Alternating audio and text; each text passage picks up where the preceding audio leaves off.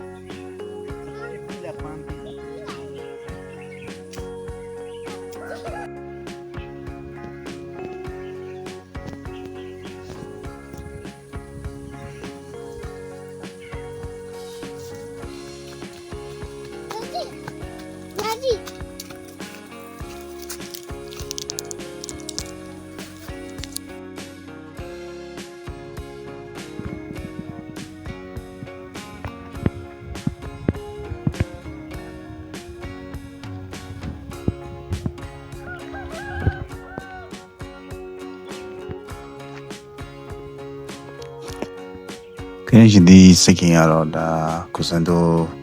ကိုတိုင်စိတ်ပြထားတဲ့ဟာဖြစ်ပါတယ်ခင်ဗျာဒီကတော့ခုအပွင့်လင်းတွေကတော့ပွင့်နေပါပြီဗျနောက်ဆိုရင်တော့ဒီချက်မက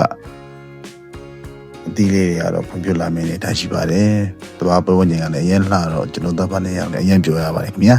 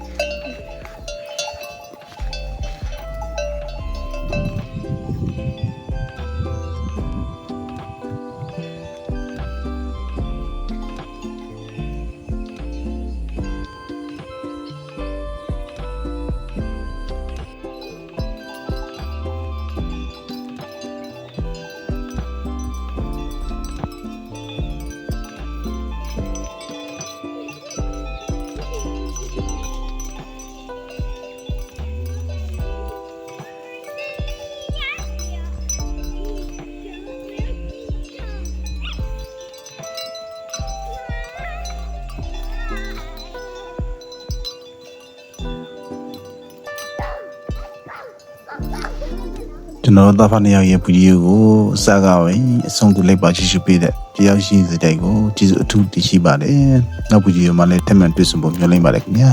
ချန်နယ်တဲ့ subscribe လေးလုပ်ပေးဖို့တောင်းဆိုရှိပါတယ်ခင်ဗျာ